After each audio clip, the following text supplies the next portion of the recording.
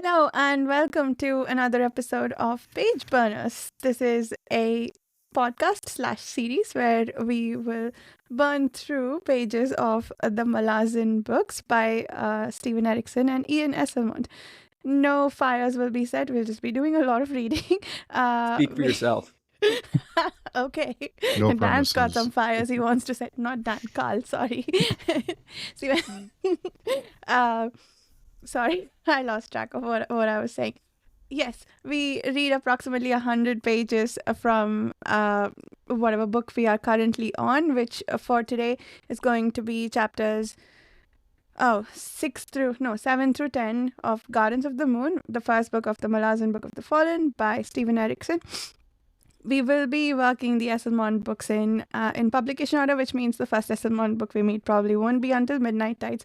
But yes, we'll do the introductions, and as the rest of the co-hosts introduce themselves, they will also tell us what they are most looking forward to discussing from the set of chapters we read today.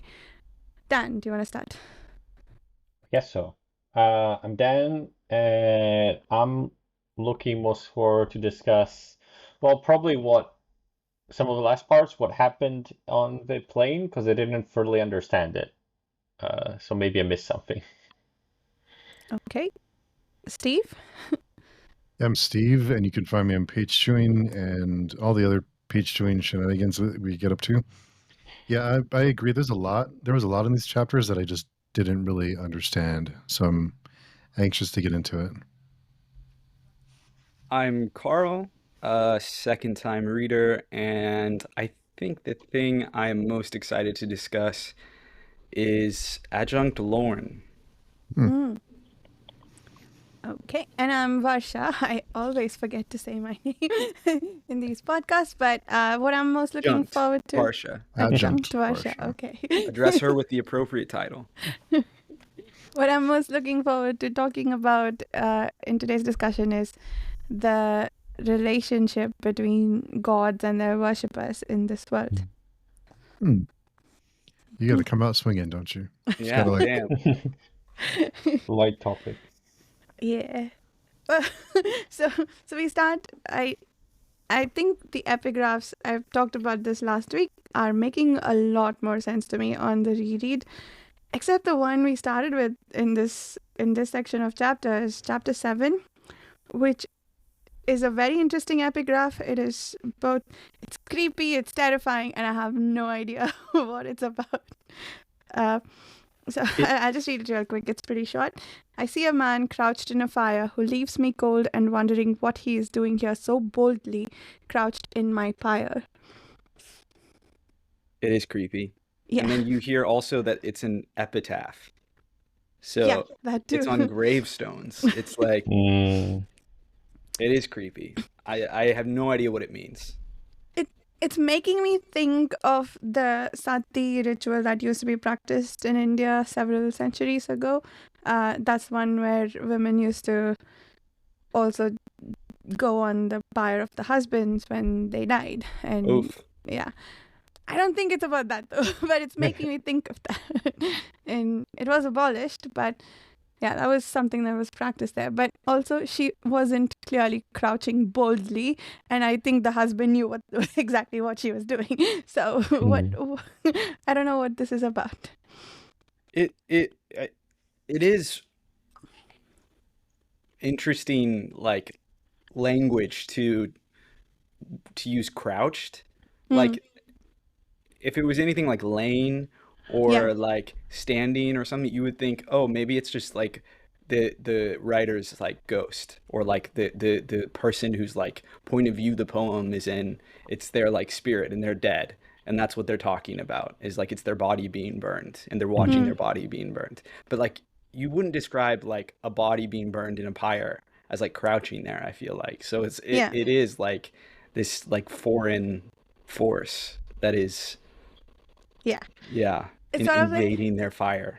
you're not letting me die in peace. That's kind of the sense I get. Leave me alone. Or do you think it's the guide in the afterlife, like ready to take me once I'm, done dying and the pyre's done burning? I don't know. But if that is true, I also don't know how it relates to the chapter. But yeah, that is one of the more interesting epigraphs, and I was very curious about that.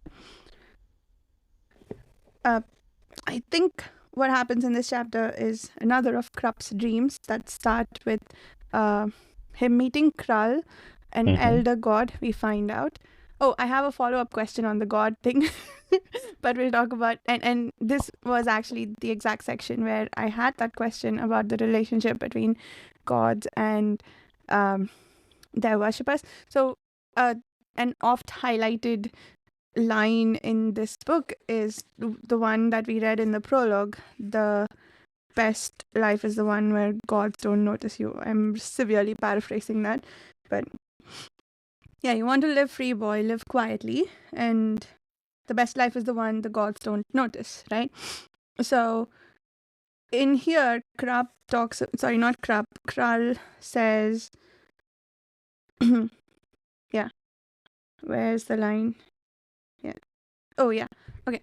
So he says, the god that Krupp meets says, I seek sensation once again, but my hands feel nothing.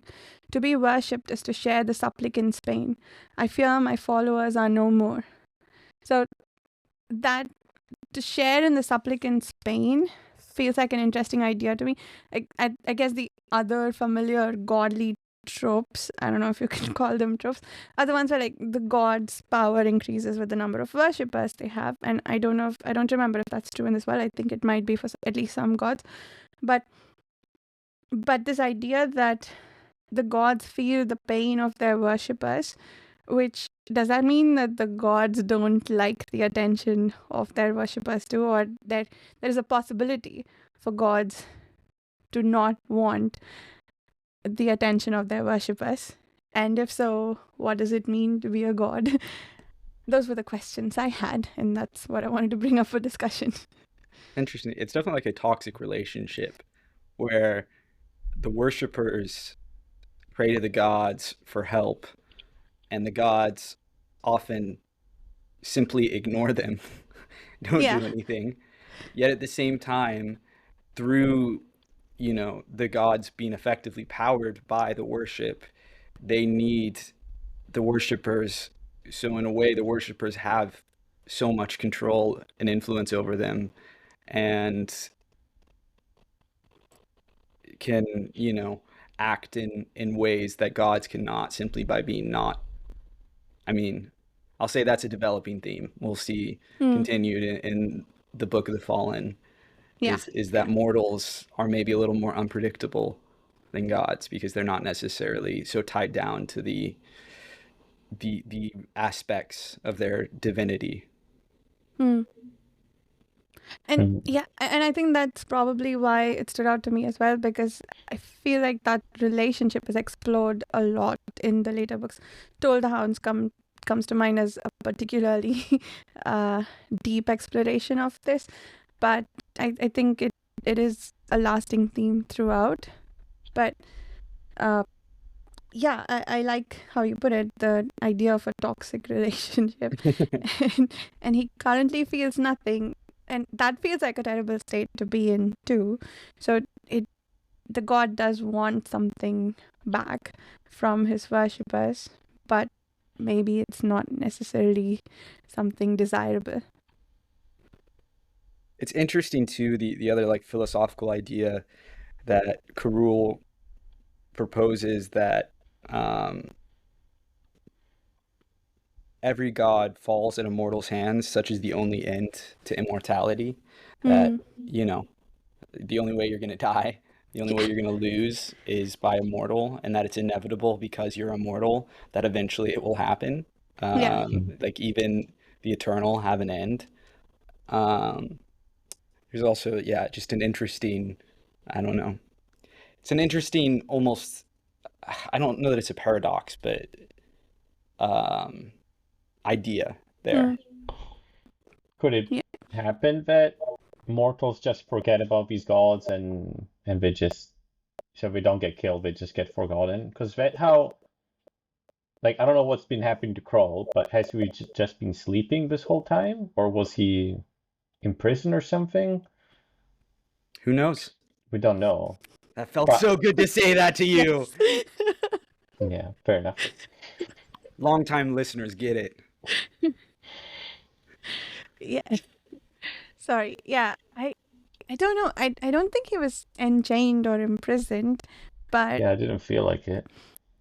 but it's I sort of got the impression that he's sort of walking these realms again because he's being remembered. Well, okay, he feels nothing. That means his worshippers haven't awakened, but something's bringing him back. So he was free to Yeah. move. It's the sacrifice. It's Yeah. the unintentional sacrifice. Oh, Yeah. that's Blood right. was Yeah. spilled on his doorstep, essentially, Hmm. and that called him back. But if there's no worshippers for God, do they still, like, they don't have any more power? What do? They just chill in their warren the whole time? Doing nothing? Manifest illusions. Yeah. Yeah, I'm wondering. Philosophize, smoke a joint. Because also, I don't know how the gods are connected to their aspect. Like, for example, upon God of Chance, right? Are they God of Chance because they behave in a way that, in a chancy way?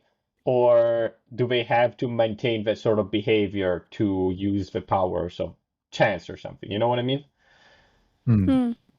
This is one of those interesting things that I don't think is ever made explicit. So I feel Hmm. like it is something that Varsha and I can comfortably discuss. I mean, how do you feel about that, Varsha? Because I feel like it's not ever like, it's explored, but I wouldn't say that it's something that is like, this is the rule, this is how it is. You know what I Yeah. mean?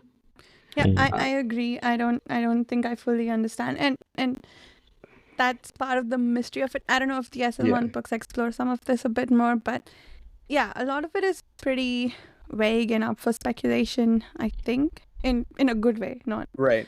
yeah. That's how I like my magic and, Yeah. and divinities and things like that. And I think I mean, in some way, it's maybe kind of a chicken and the egg thing, but Mm. I kind of feel like maybe by becoming a god and like taking on that role,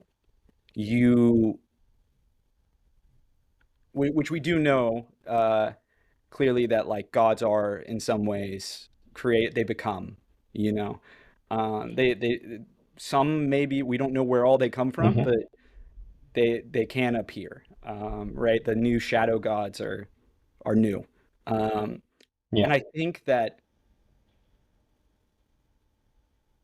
by inhabiting that role, they maybe then take on some sort of archetypal characteristics.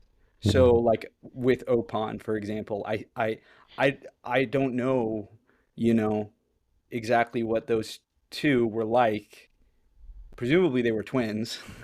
As if they were mortals or some other type of, whatever they were before they were Mhm. gods, or if they were just created that way and then therefore inhabited Mm. elements of like luck, chance, chaos. Which we talk about the Warren of Chaos here, right? Yeah. Are And all warrens and gods, that's the thing I was wondering, are they all like connected to some aspect, like death, life, or shadow, or whatever? Are some connected to like some people and not an aspect? Or cities, or I don't know. Like, for example, because if they're all connected to aspects, then there wouldn't be like forgotten or elder warrens or gods, right? Because it's not like you forget about lightning. Like, it's not disappears. Maybe if there was a god of, I don't know, some old technology, maybe that would disappear. Or some people, but the people got destroyed, then maybe that would disappear. But I'm wondering, like, what are these elder gods connected to then? that I do think you get more answers, and we Okay. can't comment on. Although, again, I think this is one of those things that is a lot of speculation, because it's not like we have, Supreme God, come out and tell us this is the rules of how all of these, divinities operate. This is how you exist as a god. It isn't laid out very strictly, but I do think there are things that will continue to develop that one way or another. Yeah. And I think the aspect is one thing, but there's also the kind of worshippers they have, I suppose. For instance, I think in these chapters we find out the rope is the patron of assassins. I don't know if this is the first time it came up, but I think it was definitely mentioned in these sections, right? So does that mean that they only favor assassins and everybody else can, go to hell if they try to pray to them? Or yeah, and that's probably where they get power from, maybe. If there are no assassins left in the world, what happens to this god? Honestly, it does feel like Karul is, I mean, his philosophy kind of makes sense, but also it does seem like it is very much from his point of view. In terms of like mortals we've seen with Sari, I guess actually she's who I want to talk about the most, can Mm, absolutely be screwed over by gods. And I mm, think that speaks to kind of what you're talking about, Varsha, where, you can talk about like gods becoming sort of an archetypal manifestation, maybe, and taking on some of those characteristics of whatever they represent, if they represent something. mm, Um, but Sari is essentially forcefully, as a mortal, a slave made into an assassin. So, it's like, I bring this up because it's kind of like what you were saying, Varsha, but in reverse of, like, she wasn't praying to the rope. The mm, rope made her like a piece of him. He right. made her into what he was, or what he needed her to be, and that had an aspect of himself, if that makes any sense. Yeah, it does. It does. That does make a lot of sense. Steve, do you have anything to add? For this, not really. I am surprised on how involved the gods are in this series. It seems like they have a very big role, and which is good and it's bad, because what kind of concerns me is that when someone dies, are they really dead? Because a god can just pluck them out and bring them back. So that's kind of. But I'm really struggling with how many characters there are, and then they change Yeah. names. So it's just kind of, it's because I'm a character reader, so it's hard to latch on to a group or a character for too long without it completely changing to different sets of characters. So I'm trying to get used to that again. Hmm. That is tough. That was something I struggled with, particularly in the first couple books, my first time through them. Yep. Yeah, sometimes you're like all this ricocheting between different ones. I'm not sure what's going on really, right? I mean, it What are does get better at some point. I do remember that, but what are at your the beginning it is. I mean, talking about a specific character who, maybe you have no thoughts because he's a one scene wonder so far, but what are your thoughts on Karul while we're talking about him? Cruel. Not a whole lot yet. Just Yeah. just we're just kind of hearing about him, but not a whole lot yet. Is he I'm a guessing he'll character? play a big role later, though. Yeah. It's interesting that we get, like, in this section, introduced to a few like very old, very like ridiculously old characters here. Between like the end of book 2 that we read, and then book 3, or part 2 and part 3, however we want to describe them. I'm thinking of Calor and Tool as the other two, who are super old. Yeah. Um, Hmm. Cool. you really get an interesting range in this series. God, I love Tool. He's someone I would also enjoy talking about. Yep. And Very brooding. Krul is also introduced as an elder god, right? And he is railing at the child gods, which I suppose Yeah. Opon and Shadow Throne and the rope, etc., are the child gods that he's railing at, perhaps? Yeah, Probably. probably. But Yeah. Maybe all the gods are child gods to him, right? Right. maybe. Yeah. Yeah. That's true. Maybe he's the first among all of them. Okay, He's been around moving. since humans were hunter-gatherers. Mm, So Yeah, it's been a while, maybe. maybe. yeah, Or unless they you're just bullshitting, evolved right? really quickly in this from hunter gatherers. Yeah, just a few hundred years, you know. Yeah, just a few hundred years. So, so then we move on. We meet Circlebreaker, who is toying with the idea of sending a message to the eel, but is worried that he might be betraying Darujistan in the process. And there is a coin spinning at some point, so we know that his decision was probably dictated or influenced to a certain extent by Opon. Hmm. Yeah. Any thoughts there, since this is a very nice internal monologue, but I don't have much to add other than just that quick summary. Yeah, I had no thoughts on him. But I think a lot of this section was pretty beautiful. Yeah. Then what? Is it only the young who know desperation? Which I thought was an interesting notion, because I feel like with age might come more desperation because of the calculations of how much time you have left to do what you want. But maybe there's a different kind of desperation with youth. I don't know. I mean, I do feel like we associate youth with passion, Hmm. you know, and like the idea that like people kind of their emotions dull in some ways, or not. I don't even know if the dull is the right word, but like soften. People Mm. mellow out a bit with age, which isn't always true. I don't think it's a universal truth, but there's maybe something to that. Yeah. Yeah. More passionate. You're younger, right?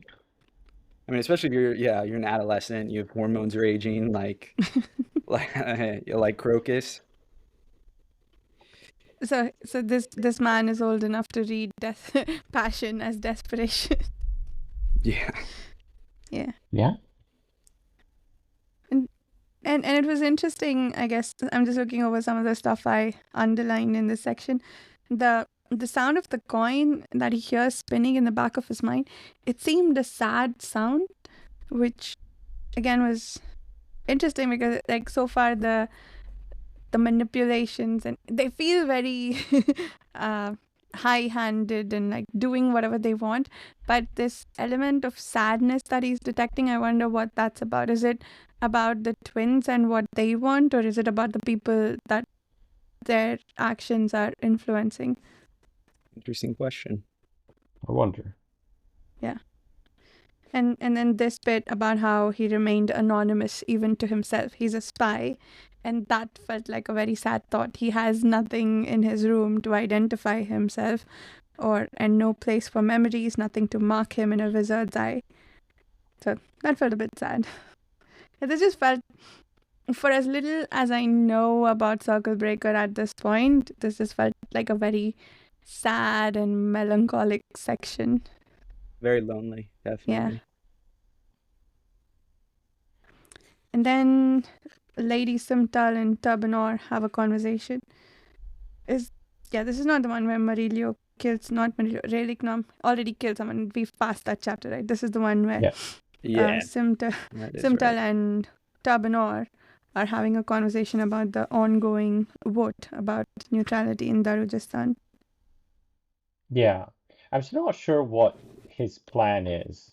Like, okay, when he says that Darujistan has been neutral, how is that gonna help him in the end? I think Simtal lays it out for him in this, and I think that might be true. So you think this is the first step to paving your road into the Empress's arms at the city's expense. So he wants to be a Malazan high fist. Maybe he plans to be the representative of the council when the Malazan folks invade, and maybe hand I them don't Darujistan see on a how that's platter. ever gonna happen. Right? Like that's never gonna happen. If Right? you mean him being appointed or Yeah. him handing over Him Darujistan? being appointed. Oh, yeah, that's an interesting point. I don't know historically what they've done. They have been culling the noblemen, which we Yeah. know from the section about Bale. And is Tabanor a nobleman in this? Do they not know about that? Yeah, why does he think he'll be High Fist? Yeah, like it seems like they've killed the nobleman in most of the places. It seems like a Yeah, standard procedure from the way it's described. So I'm like, I don't know, maybe he's vet. I don't know. Like has an illusion that it's gonna be different in this case. maybe. But Maybe he thinks that. Because the other cities resisted, they culled the nobles. But if he says, "Hey, I'm neutral. You can have my city if you want," uh, he'll be made High Fist. I don't know. But maybe? even then, again, I don't think we know enough about the history of the Malazan Empire at this point to say one way or the other. But that's an interesting question. I have no idea why he thinks he'll succeed where the noblemen in all the other cities have failed. Okay, fair Yeah. enough. Maybe there's more to his plan or something I didn't think about. Yeah. Yeah. Maybe not. And do you know, Carl? Sorry, I don't know if you were able to hear Dan's question about why he thinks Tabanor's plan will even work, given that Lassine is fond of culling the nobility in every city. Uh, I don't know that he is thinking that part through. Okay. I don't know that he knows that's like definitively part of their playbook. I definitely get the sense that he is kind of a moron. Ah, I He see. thinks Okay. very highly of his own uh, intelligence and sense of self. Yep. I can see And that. there's this one line here about how the easiest thing to break is a man's heart. They are talking about her ex-husband, aren't they? Yeah. Somebody who can create trouble for her. And she wants him killed. Do you guys have any guesses Yeah, I about who think it's this might him, be? right? Who? The ex-husband, right? That's who Yeah. he wants to kill, right? Yeah. Do you guys have any guesses as to who the ex-husband might be? Wait, we don't know yet? We haven't been I told. don't think so. Okay, I thought we did. Maybe I'm just remembering then. Yeah, you just remember. Pretty sure it hasn't come up explicitly yet. Yeah. Okay, then don't guess because you both Yeah, no clearly know. Yeah, that's why I'm like, I love that Okay. line though. That's a great quote. Yeah, the easiest thing to break is a man's heart. And I guess is impunity the right word with which she's saying that? With a private smile. Okay, we move on to... Sorry, Carl, were you saying something?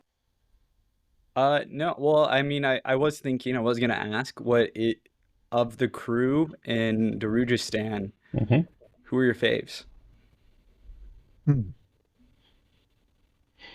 Does anyone or anyone's stand out to you? I don't know if we've seen enough of him. Like we've seen it most of group, but the other guys, Crocus a little bit, but I don't know. It's like they've had like a quarter of a chapter each, maybe or something in total, right? Maybe it's not. For me, it's not enough yet. Okay, that's But fair. What about you, Steve? Probably Crocus. Yeah. I mean, for obvious reasons, right? Because he's the coin bearer.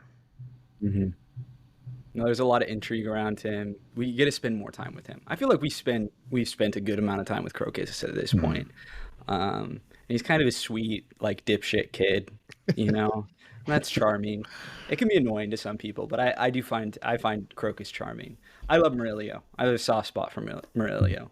Big Murillo fan right here. but when you said the coin bearer, it reminded me of a ring bearer. Yeah, I'm guessing that's a homage to Lord of the Rings, right? Or there's a kind of a wink and a nod. I guess so. Yeah, I mean the way he finds the coin is also kind of not Let's- the same, but does have Oh. some similarities. Yeah, let's follow that train of thought because this is interesting, and I hadn't thought about that. you know, the ring is a symbol of greed, and a coin is obviously a symbol of greed. They're both gold. They both suck to hold on to.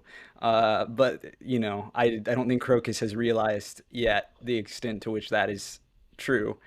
Um, Well, we I think don't know there's yet what the something to coin that. does, though, right? Right. Yeah. But I But guess really in the what it Lord of the Ring, means, right? in The Hobbit, you don't know what the ring does either. You only know it makes you invisible, Right. right?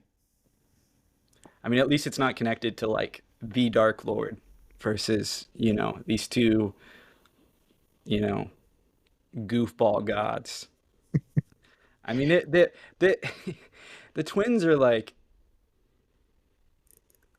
I you can't even like call them malicious. Like obviously they have kind of bad vibes, but they also are just kind of so like they're just not as scary as some of the other threats, you know? Like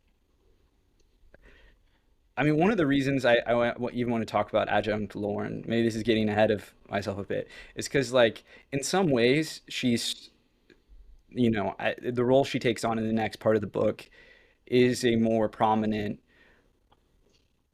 protagonistic role. But Hmm. at the same time, she is immediately an antagonist to a lot of the characters we've come to view as a hero. But it's interesting because she was also introduced before, like Tattersail, for example. And yeah, the lines of good and evil are not so easy to draw. I mean, I feel like really that's what part three is all about. It's how everyone has done like for this empire has done like horrible things. And so like even though like Taishrin, who were like you know, because we sympathize with Tattersail, we should be like, he's the worst, right? He killed her boyfriend and like betrayed Mm. everyone. And what is he doing? You can't trust him. And then you're reminded, like, oh, you know, Lorne is also here to like fuck shit up. They all work for an empire that culls the nobility, and you know, if that doesn't stir your heartstrings, just conquers people and murders, you know, the natives, you could say. And you know, Tattersail as a young mage blew up a whole district, basically. Mm. We learn, right? I mean, they've all committed war crimes, you know? So, not that we should be judging them by like the Geneva Convention, but it is, I think, very telling for this series. You know, it is not one that I would call grimdark, and Steven Erikson I know actively uh, refuses that label, Mm. but Makes sense. it certainly goes in very dark places and explores morality um, in a not so. It doesn't accept any easy answers, is what I would say. And we are forced to contend with, like, you know, we sympathize with Tattersail. I mean, I think it's actually easy to sympathize with a character who has done bad stuff in the past. So, Mm. you know, who would be a better example? I mean, I don't know, Taishrin even, but he's still kind of enigmatic and is an antagonist. So I don't know that he's a good Yeah. example either. Um, but Well, we'll because see. we know how Tattersail ended up, right? But if Right, someone's doing something bad right now, we don't know if they're where they're gonna end up, right? right. Exactly. And I think it's certainly, I think the series has a lot and will have a lot to say about kind of morality and notions of redemption or, I mean, Mm. it just dealing, yeah, just dealing with the moral day to day even and how we handle that or how immortals handle that for that matter. Because certainly their perspective is different, right? Anyway, back to Darujistan. Well, I I love Murillo. I know we use the G word, but no one can agree on what grimdark is or isn't. So I think it's I don't know, Yeah. Is it just a vibe? Is it just a vibe, I think. But I mean, it does have the characters, and I'm not going to say morally gray, but it does have the characters that they're not completely good and they're not completely bad. They all do different things, and you try to. What I do like about it is about these books is that it gives you some background on the characters and kind of gives you an idea of why they make the decisions they did and why they the positions that they're put in.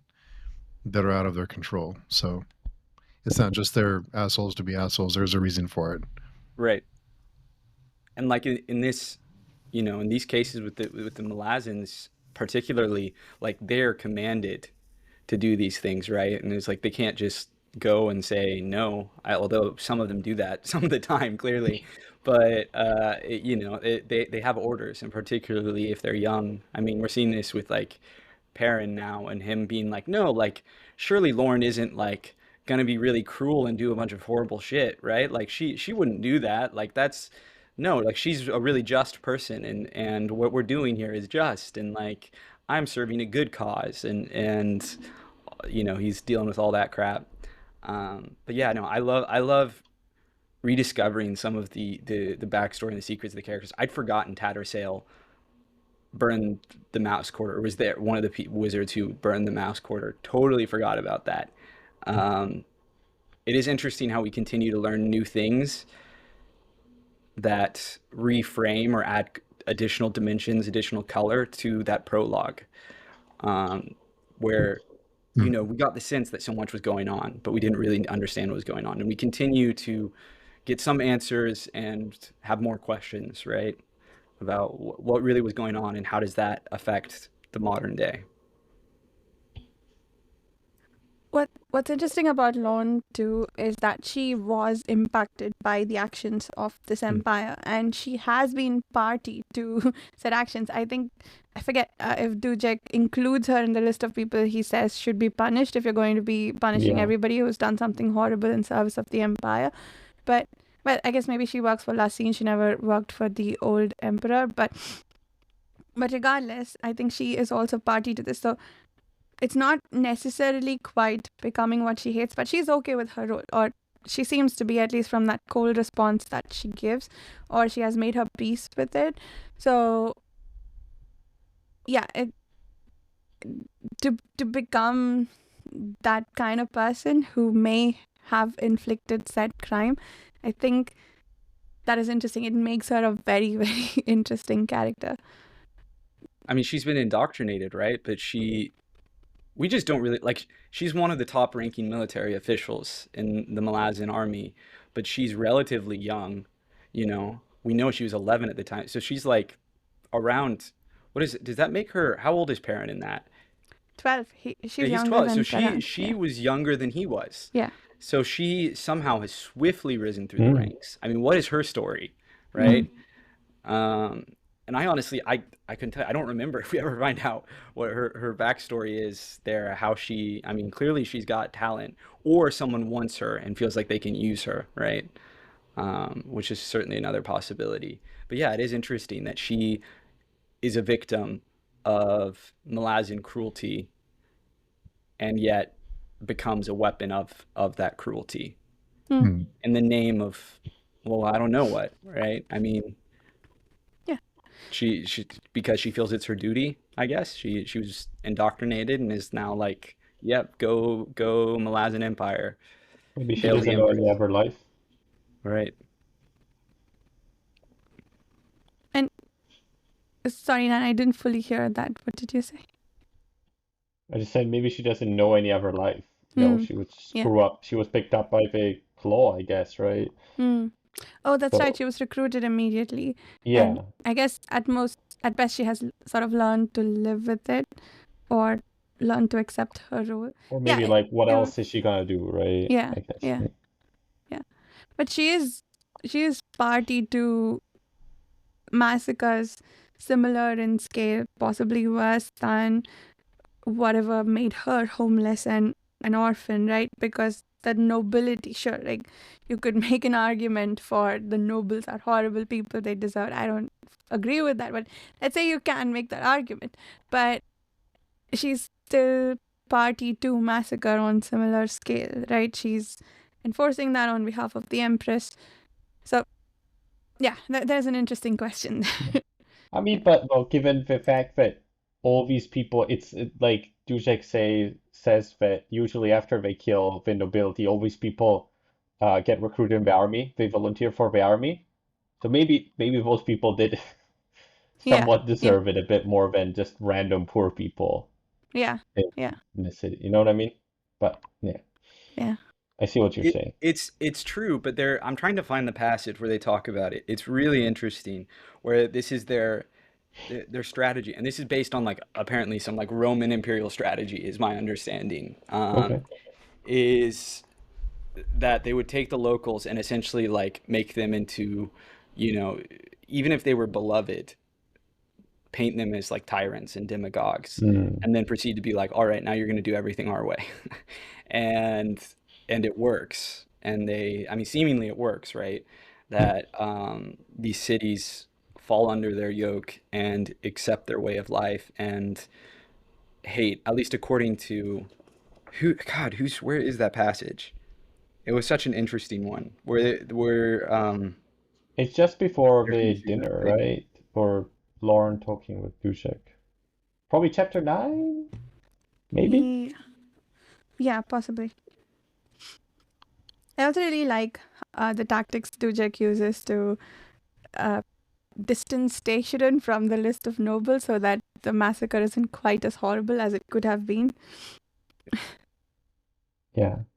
So, I think it's like maybe I thought he like, oh, he didn't want to kill the children and the innocent people. Like, yeah, kill the main guys, that's oh, fine, that's but right. Yeah, yeah. don't kill the whole family, maybe. But if they have the family, like if they have the parents, don't they all automatically have the children? Yeah. Maybe there are Maybe. younger nobles who are heads of the families. Who knows? Or maybe they are I able to don't hide know. their children. Who Maybe they knows? can hide some of them. I don't know. Yeah, Like, yeah. Sorry, Steve, were there, you saying something? Or Carl? No, I got the impression that they were calling the nobility, so they were going to kill the entire bloodline, or did they spare some people? They normally have in the past. I think they want to do a worse thing than they did before.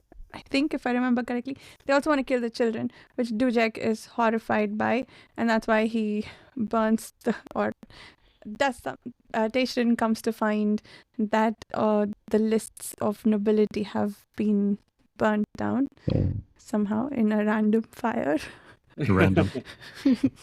so this is more related to what we were talking about earlier, but I think it does kind of tie in to what we're discussing now. So this is Talk the Younger, from his point of view, observing Lorne. The woman named Lorne had risen from the turgid mists of the past, risen to right a wrong, to find justice, and in the last act reclaim its life. And she had been denied, not by the words of Dujek or Teixeira, but by the thing known as the adjunct.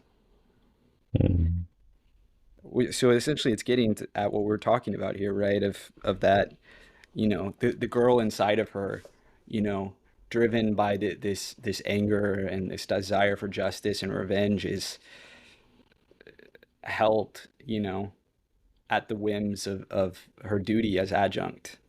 And, that inner conflict, I think it is very rich, and it does make her an interesting character. I did not give a crap about her the first time I read this book. Really? But I am immediately like I'm gripped when she's on the page, which is interesting because Talk the Younger, who I love, I so far am not feeling strong feelings about. Oh, really? Yeah. I've just been cheering every time he shows up on the page. It's hard for me sometimes. Well, okay, there's a thing. We can't even say too much about which characters will be important and which ones won't, right? Because spoiler reasons maybe. But yeah, Talk the Younger. I won't tell you how far he comes in the books, but I'm celebrating every time he's on the page. and just like with Fiddler and his weird feelings, he's got like the scar itching. That's telling him something's off, right? It's not just magical things that give him these feelings, the premonitions, let's call them. It's strange to say feelings, but the itch means something, right? And he has that moment when he's like, oops, nothing's itching anymore. All is well.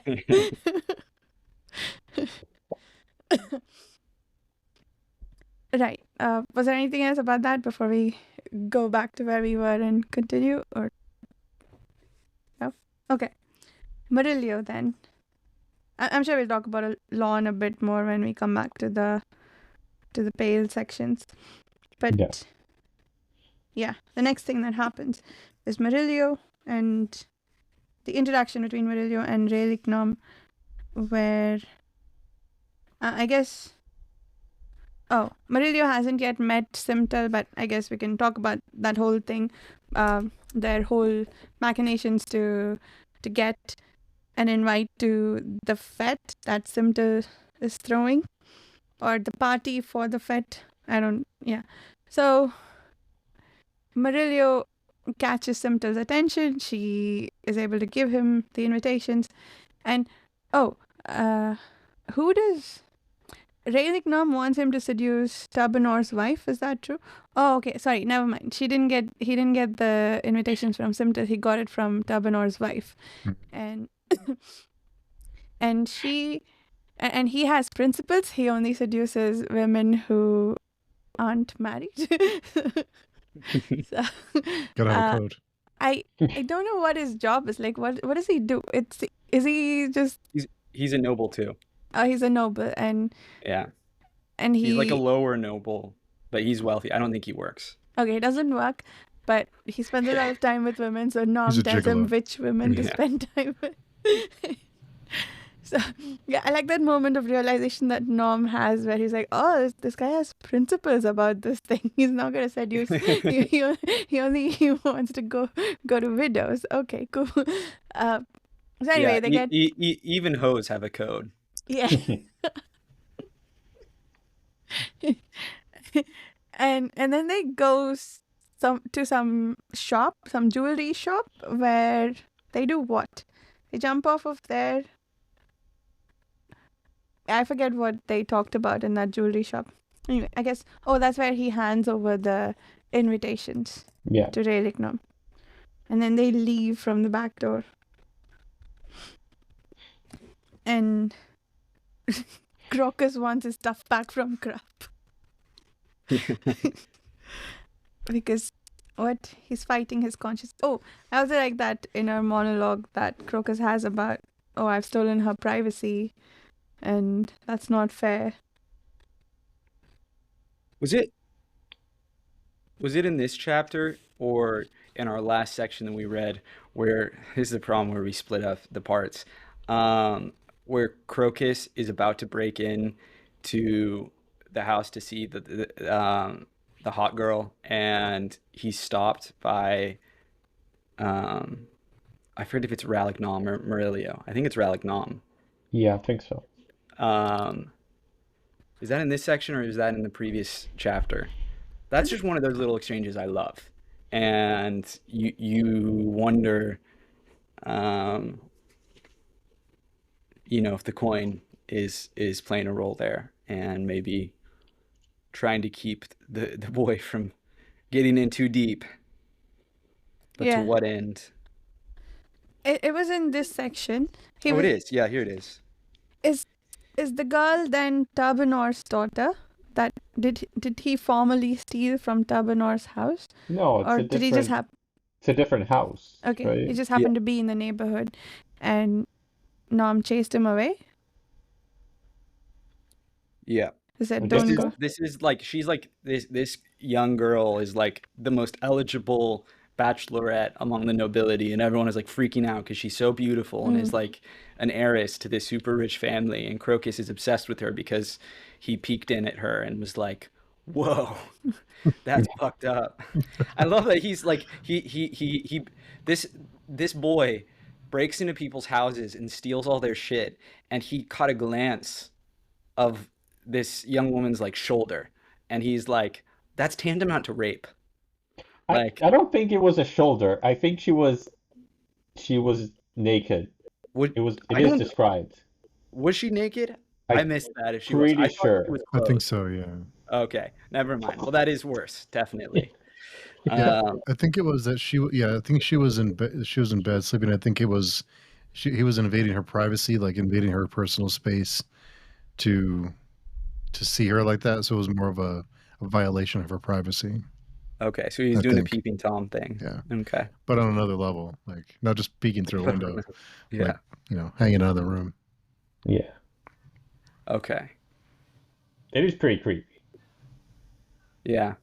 If you think if you if you go to sleep and then you check on your cameras the next day and you see someone that Okay, went in your room and was looking at you like sleeping, I was like, I don't know. Yeah. yeah, that actually is kind of really scary. You Yeah. put it like that. Yeah. Yeah. He just and then he decides to go back to like apologize. Yes. It's crazy. He's oh my God. And He's so how does he stupid. think that apology is going to go? Yeah. Sorry, I was in your room when you were sleeping. I've come back Yeah. in the same situation to apologize. So, so yeah, Nom warns him off. You think that Opon had something to do with that, Carl?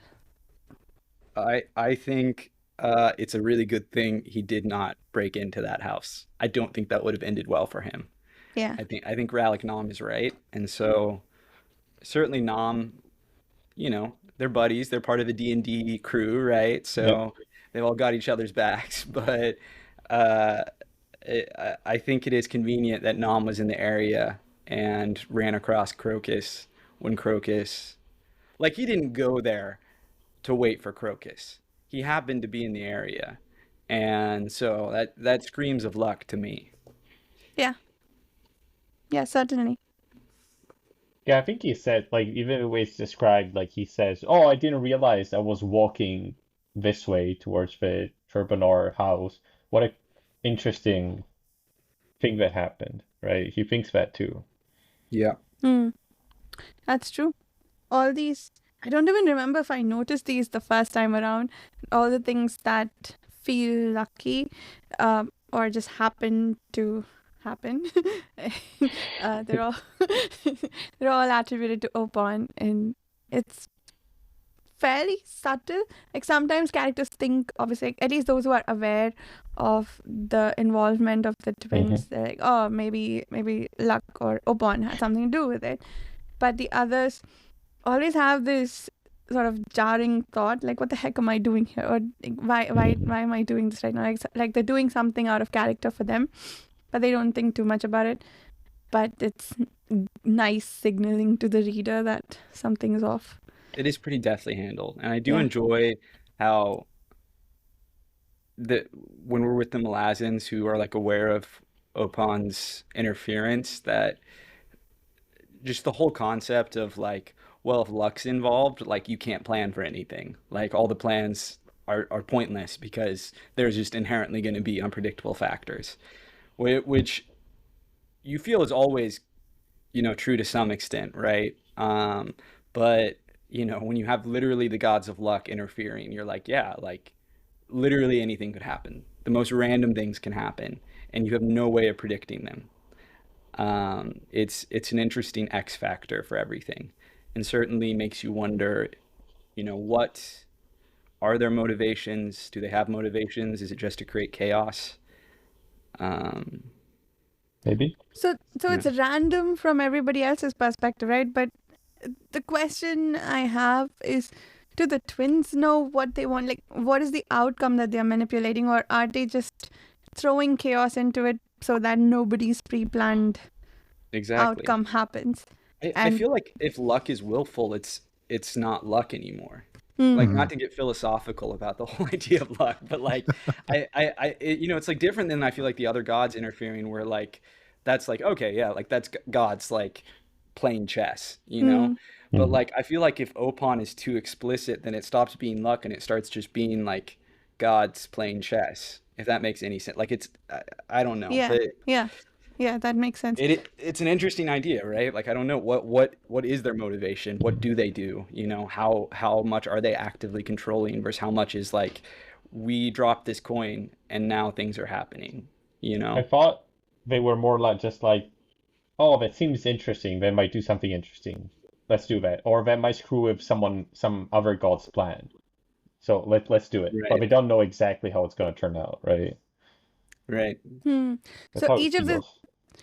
Okay, that's interesting because each of these places where Opon interferes or where the coin spinning is affecting something, it feels like that ends up in the outcome that Opon wants. But maybe what they're doing, like you said, Dan, is disrupting what a different god wants, and so the outcome, if it had gone another way, would have served one of the other gods, but Opon's hand in it is sort of making it a bit more chaotic. Okay, I like that. We'll see.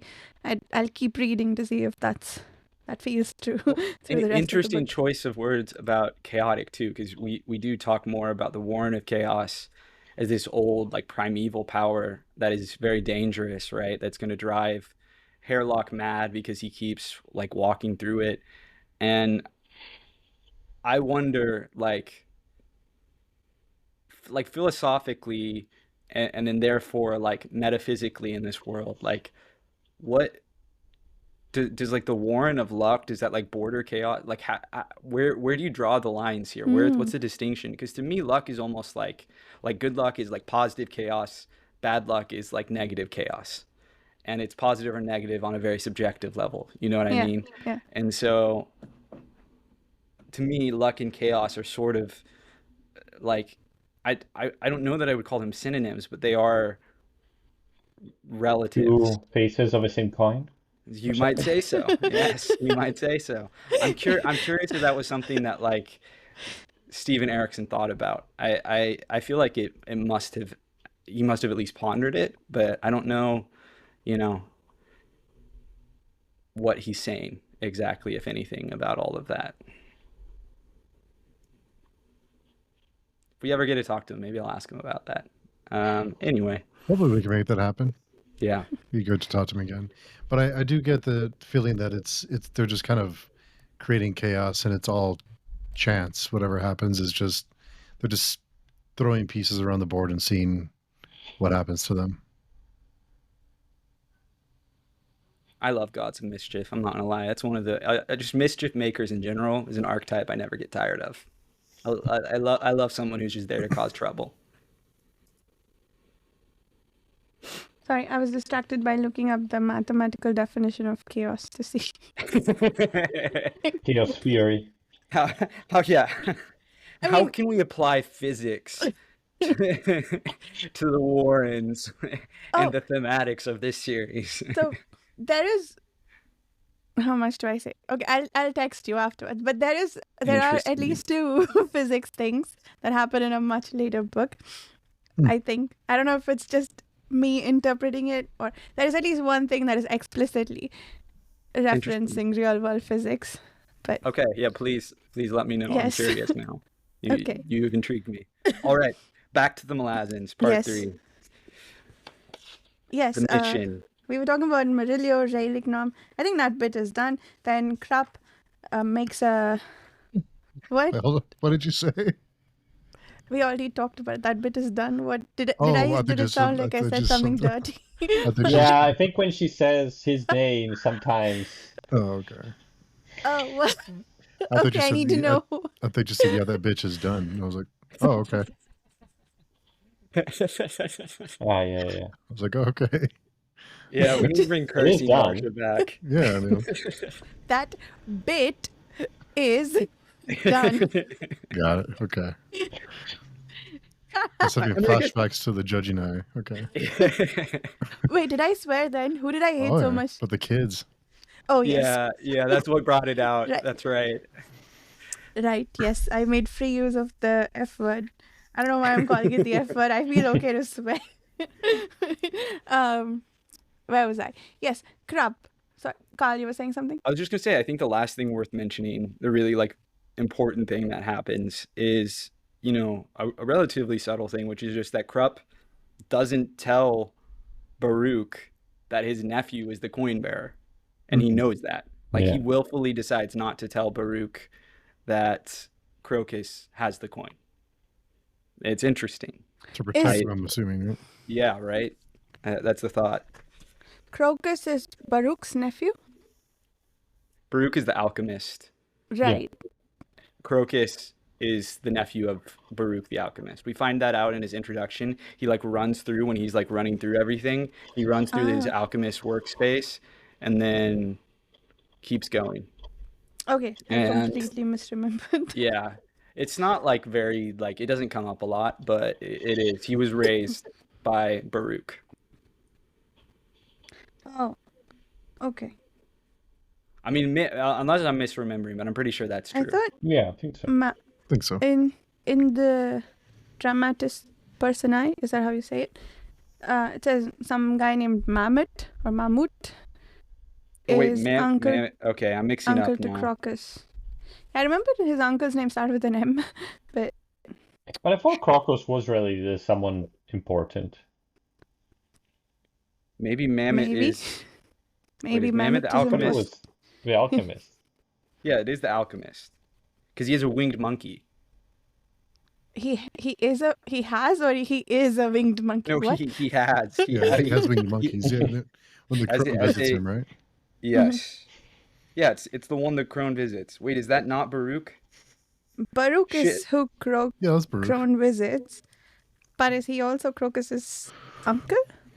I didn't think so, but Wait, no. we'll maybe So find out one way or Mammoth, another. yeah, it's saying Mammoth, a high priest of Doris, an eminent scholar, uncle to Crocus. And Baruch is a high alchemist. Oh, okay. Well, So I guess they are different characters, Mhm. unrelated. Well, I also, this entire time, thought, there you go. Okay, so Mammoth, a priest and scholar, with winged monkey, is With- uncle to Crocus. And Baruch is different and is an alchemist who talks Yeah. to Crone and now talks to Krupp. And Krupp does not tell him about Crocus, yeah. presumably because he would tell Krupp to kill him or something. I don't know. Oh, but he wants everybody to protect the coin bearer. Would Right. finding out the identity change that? I guess we don't know. I don't know. We'll see maybe we'll find out what Krupp's playing at. Yeah. And so, and there's a similar conversation between. It's not Crone and Brood, is it? Somebody else decides that they need to protect the coin bearer. But I forget which other group. Is it just. Let me see. Oh, that's later. That's in chapter 10, right? Yeah. Really? Because So that's there's- when Crone, when Crone talks about upon being involved, possibly getting involved in Rake, decides to have Yeah. the Brood protect him. The Yep. coin Yep. coin bearer. Yep. Okay. And and the last thing was Marilio and Nom thinking that maybe he's going to stop his thieving ways because of his new infatuation with the girl he stole from. Maybe. I think. Yeah, We'll see. there's a poem called "Sayings of the Fool" about marionettes. I don't remember too much about it, but it was a fun poem, I think. Yeah, I guess I wonder why Crocus steals things if he's from a maybe rich family.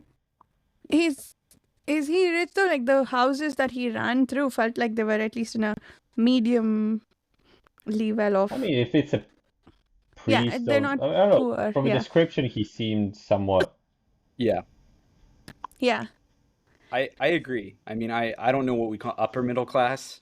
I mean, Yeah. he's not like top, but his uncle is in the cabal, who like secretly rule everything in Darujistan. So, I mean, that's a lot of power. So he's not struggling to get by. I mean, I think it to what you're saying, Dan, it is intentional that he's not like this broke ass street rat stealing to survive. He Yeah. does it because it's fun, I guess. I don't know. I mean, you can read into it. He hasn't thought, as far as I remember, explicitly why he steals things, but it does say a lot, I think, about his character and his personality, that he's comfortable and he decides to steal things anyway and break into naked girls' bedrooms. yeah. So before we move back to the section about bail, I completely forgot, Steve, you wanted to read some comments on the first video that we posted. Do you want to Oh. do that now? Yeah, sure.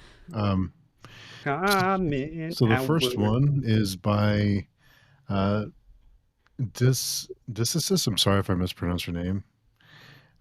So mentions that the 40-minute mark on hindsight, we see that one of the major themes of Gardens of the Moon is about fate.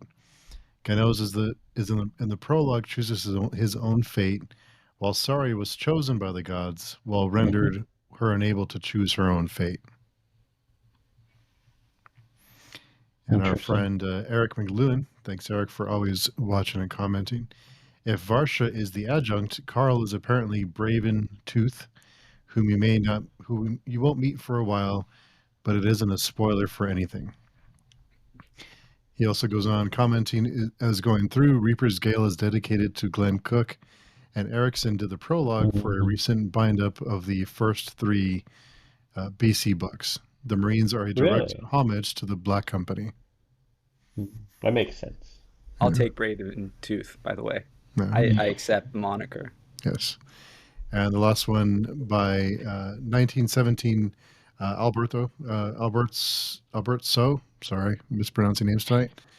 I've been up for a while, so pardon me. But comments, I want to join if possible. I love the books, and if anyone wants to join, just join our forums, and I check that pretty regularly for new members. But that's where we organize all the stuff, and it's just easier to have everything in one place. So even if you want to just join the threads we have going for each book and you're camera shy, then you can do that too. We'd love to have you. But yeah, those are all the comments for this week. And thanks for everyone who did leave a comment and hit that thumbs up button. Yeah, the hazing isn't too bad, I promise. You know, for all the grief that all the grief that Malazan gets, the community, much like the Baker community, just really supportive group of people. There's always the couple here and there, but the majority of them are really, really great, supportive people. So thanks for all of your support. That's awesome. Yeah, no, that's been my experience as well. Mm-hmm. Yep. Cool. All right, back to Pale. Yeah, back to Pale. And we have a poem by Tok the Younger about the bridge burners, which seems to be specifically about one person, possibly Whiskey Jack, though he's not been named. And then there's that scene with the Moranth when Whiskey Jack and Co are dropped in the area nearby Darujistan, and they make plans to cross the lake to get into the city. And Sari volunteers the information that she can fish and so can help with filling the boat that they plan to use to make the crossing with fish. Very convenient. Convenient, yes. I did not understand though that whole part about the Moranth and Whiskey Jack. I'm not sure exactly what they were referring to in some of that discussion. Do you have a specific? Rewind. Is it about the spirit with spirit? Yeah, something like that. It seemed like they respect him, but I don't know for what reason exactly. Yeah. I guess they've been allied with this group for a while. Maybe they've worked with them for a long time. I don't know. I like the title they have for him, Bird That Steals. Sorry, Carl, go ahead. Spirit with spirit, all of that stuff is referring to the Moranth kill one mortal for every one they've lost. So, I mean, I think the Moranth are mortals. So one citizen of Pale. They're talking about like all of these, like, what is it, 8,739 souls departed in the Purge of Pale. Yeah. And they said that basically they killed them, each one, for every single confirmed kill that the Palians, the Palites, the Pale people, killed like the Moranth over time. They're like an oppressed people, I guess. And so that's what the spirit with spirit thing was about. Yeah, they don't kill indiscriminately, it seems like. And they also have I guess the other theory about Whiskey Jack, I don't know why they have this respect for him. But It is they important to note that it's not just hoes who have a code. It's also bugs. Everyone's got a code. I guess so. Apart from the That's the humans. theme of this episode. everybody has a code. Everybody got a code. Is that We got Code Breaker, okay? oh. So they also seem to respect Kaladin Brood because he's such a good warrior in their opinion that they don't want to. I don't think it's fear, it's more respect that makes them not want to fight against him.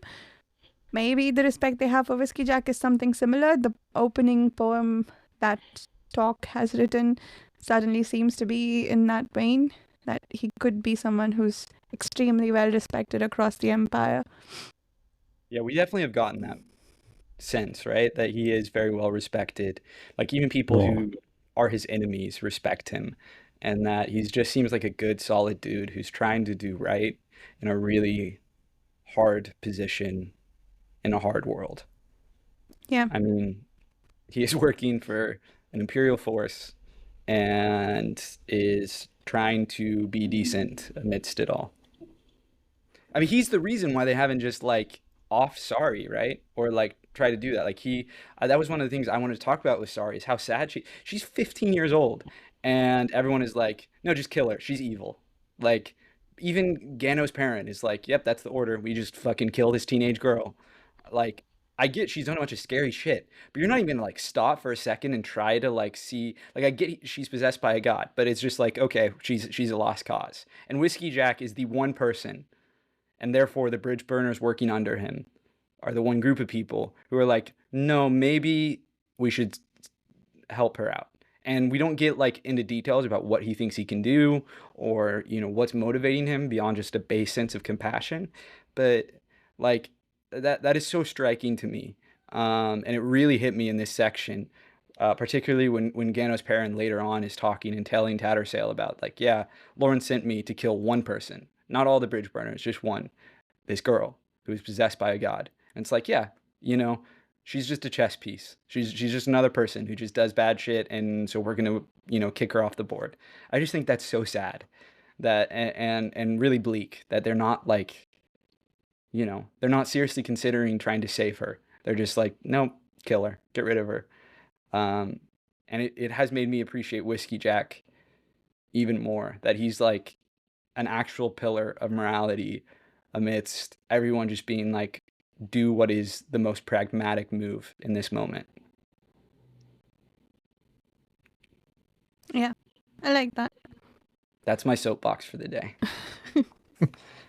I'm a sorry defender. If she murders everyone, I'll still defend her. She's She murdered seems a to few have people. murdered quite a few people. She's murdered a lot of innocent people. We know. Most of them actually, I think, are probably not that innocent. They're like military commanders and like assholes, but like, I'm sure she's murdered innocents. It's inevitable. She's in the army, that comes with the territory. The But is poor she girl, doing though. worse than the other people in the army in terms of killing Right. innocent? Exactly. Everyone's like, her vibe is really bad. She seems really scary and remorseless. But like, yeah, I is she actually mean, doing worse shit? she did try to kill. She did kill a parent, right? Right, but Perrin was coming to kill her. She doesn't know that. But I guess the god possessing her probably did. Right? Exactly. Yeah. She's not killing anyone independently. She's doing this shit because the rope has possessed her. Yeah. And I mean, I guess it's an open question at this point how much free will she has. Like, I think that's a Yeah. very fair question to ask, right? But like, Yeah. I think And it's fair to say the majority of her whims are not her own. And again, it's not framed this way, but Varsha, I think you're making a good point there, which is she really doing anything worse? I mean, she killed, like, I mean, I think she killed the asshole guy High Mage, who went up and spoke up and was like, sorry, bridge burners, you tough shit that you all died, but like, toughen up, move on, yeah. whatever, like, I think she's the one who slit that guy's throat. Like, she's killing people who are like, who suck. and maybe who are political pieces. I'm not saying they should be killed either, but I'm just saying that like everyone's doing a lot of killing here. So I don't know what makes her unique in this scenario. And is she in some way protecting the bridge burners with, well, okay, I'm not sure about the guy, not in with regard to the, what do you call it? with regard to how underhandedly he congratulated the bridge burners, but he was garroted because he was an agent of the Claw. I think he was a ranking member of the Claw, right? Before That's right. Talk is now the Yeah. ranking member of the Claw. But given that's why she got rid of him, but the Claws are also sort of Lassine's agents, I think. They sort of do their own thing. And her attack on Paran, these two seem to be, to me, data points that she's trying to maybe protect the bridge burners. But Something I hadn't even considered that I think makes perfect sense. That she is just actively trying to protect them. I think there's a lot of reasons, some of which we can't talk about, that makes sense. I think that's an interesting theory. It kind of makes sense that Whiskey Jack is the one that's looking out for her because he is the seasoned veteran who is more of like, protect my crew, and he'll do whatever he can for his people. Yeah. So in wartime, I mean, it makes sense that he's the one that's keeping her around and keeping her alive. Absolutely. I just can't believe she's literally 15 and everyone knows that. It's not like she looks old and no one is like, maybe it's kind of sad, that this teenage girl has been possessed. Maybe we should try to do something about it. They're just like, nope, off with her head. off with their head. Yeah, and the other thing I wondered too is when she admits to knowing how to fish, did we see a spark of the real person, or was it the god still using her? It's like sort of, I had this picture in my head of like this god sort of taking an internal look, like, oh yeah, she knows, let me like speak up and volunteer because that might help in the situation. So I did wonder about that, whether we are seeing a bit of a spark of her identity and personality, or if it's still the god very much in control there. I kind of felt like her discussing fishing was a sign that she's still there somewhere, that she's still around. A piece of her is still there. Yeah. And I guess the other, I don't know if we already talked about this, but we know Hairlock is the marionette and he's sort of being controlled by Quickpen to a certain extent, or he's breaking his threads, so to speak. But Sorry is also very much a puppet in the hands of the god. Yeah. And I think this scene especially makes it seem more apparent to me somehow. But yeah, that epigraph poem in the beginning seems to also apply to her. I like that. Yeah, the marionette is definitely a distinct symbol for all of this. Yeah. So, Whiskey Jack, the bird that steals. Anyone have any ideas what that might even be referring to? I'm sorry, what are we Bird talking that about? steals. Bird that steals is what that Moranth guy calls Whiskey Jack. Yeah, no, I have no idea. And then there was a very funny interaction in the end where they load all the equipment into the boat, and then there's one guy trying to pull the boat into the water, and then Whiskey Jack puts everyone else to work as punishment and tells Trots, you can go sit in the boat. But since one of you idiots convinced everyone else that loading all the equipment into the boat when it's still on shore was a good idea, you can all man the rope and drag it into the lake. Not you, Trots. Sweet Trots. Yeah, that was a funny scene. And then Kalam and Quickpen are snickering in the background. And then Whiskey I Jack swear, puts them that's to like work. they're always snickering in the background. Whiskey Jack ain't having any of it. Yeah. Pretty much. I love that little exchange. And yeah, and then I guess the other thing we find out is Hairlock seems to be breaking away from Quickpen. But that's about it. Playing with that chaos magic Yeah, isn't safe. more of that chaos magic. And then Talk. Oh yeah, Talk saves. Maybe she could have done without him, but she'd be in a much worse state. Adjunct Lawn And Tool and appears Tool. as well to help. Tool shows up. I love my man Onos Oh Tulan. yes, that's another character that I cheered for to meet Yes. again. Oh my gosh, yes. He was someone I first time reading through, I was like, he's awesome. Okay, this Yeah. dude is an undead, philosophizing, brooding, sad, immortal, but with a sense of humor. Yeah. A very dry as bones sense of humor. Love him. I never thought of zombies when, like, I only got input from external sources of the zombie comparison for the Tilana Mass, but I had completely forgotten how we are introduced to him with a hand popping up from the earth and then and sort of slicing through one of the, not Bargast. Is it Bargast? I forget what. Yeah, no, it is. It's Yeah, Bargat. Yeah, you're right. And sword is so long, it's piercing the length of the guy's body. And all of this God, is yeah. before he even shows up. It's just his hand. He's, oh my God. Yeah, no, he's tough. I love his introduction. It is interesting. I don't know that's as rare as it used to be, but it is still distinctly interesting that we are introduced to this character who is called Tool, right? Who is an undead warrior. And you think of these, like, the trope in fantasy is very much of these, like, hordes of undead minions. You know what I mean?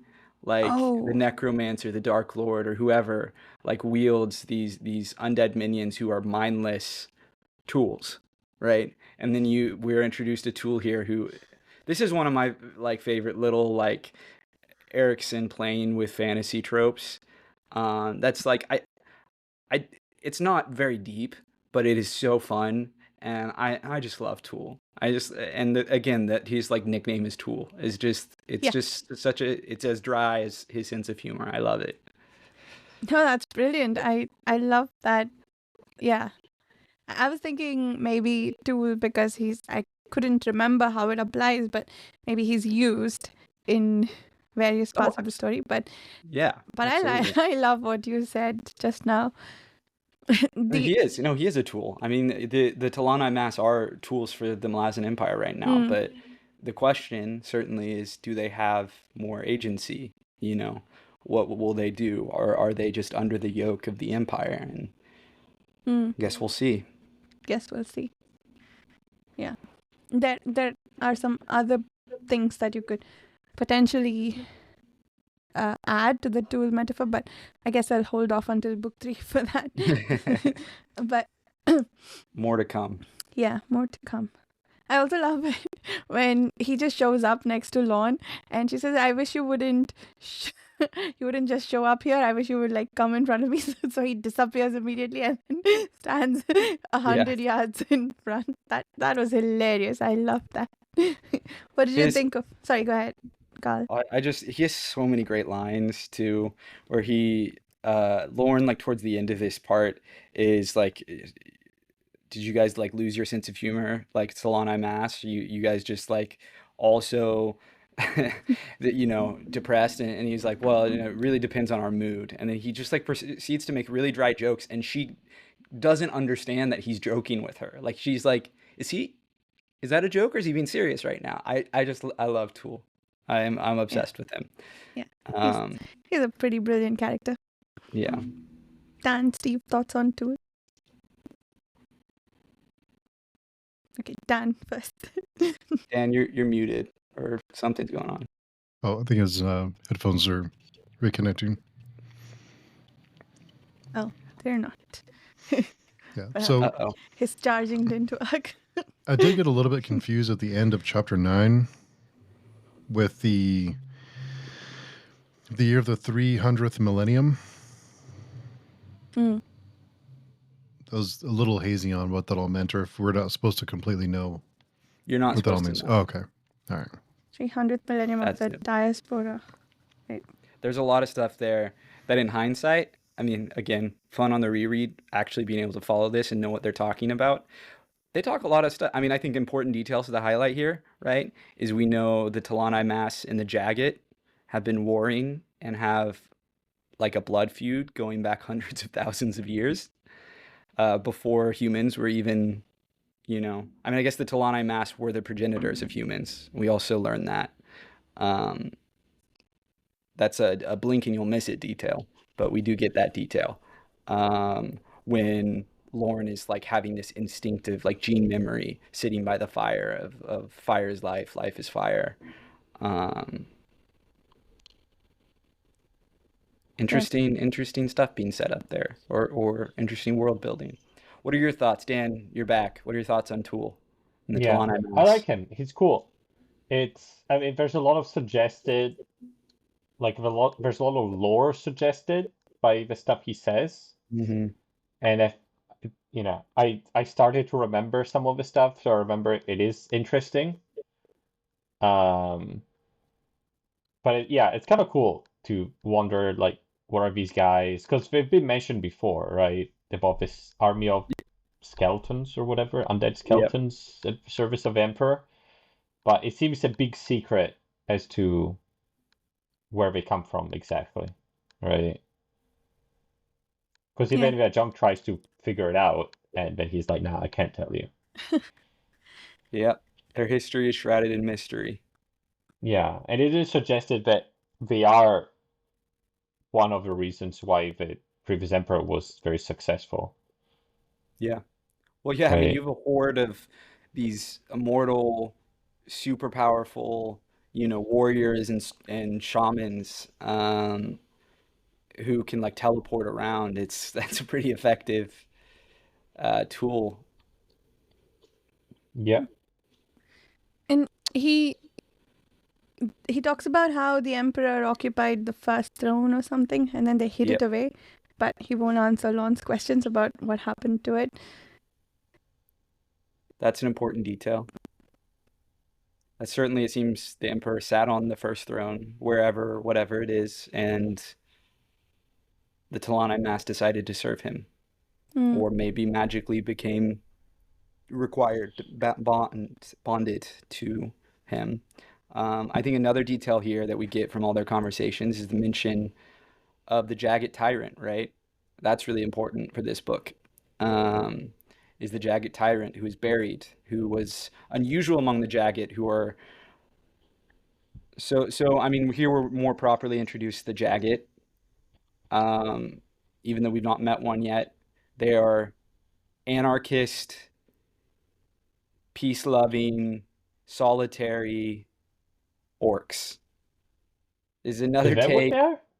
They we'll get some descriptions, but you can look at fan art too of people drawing them out. They're orcs.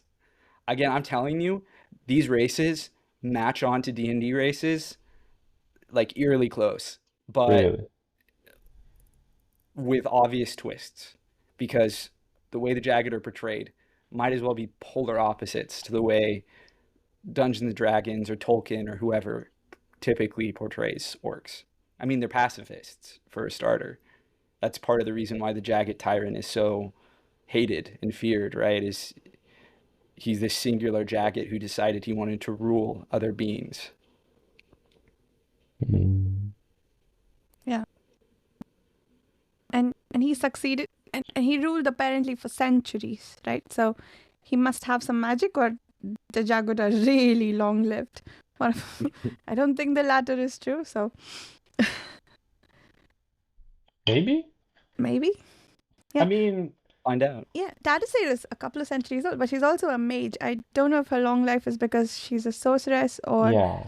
It is. It's Okay. definitely tied to that. But, well, wait, is it mentioned who the clan Imas went to fight? When? Went to fight. They Now, went to like, they've kill been away for a Jagged. couple of years. Yeah, they went to kill more Jagged. Yeah. Tool does say that. Okay. Is they But are they disappeared. tyrants also?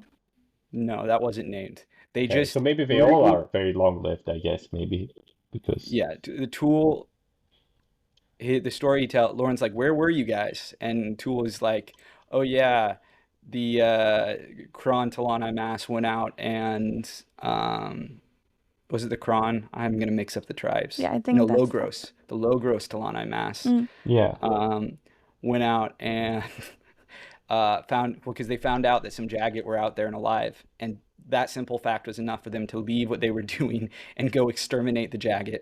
Seemingly, Tool says they were successful.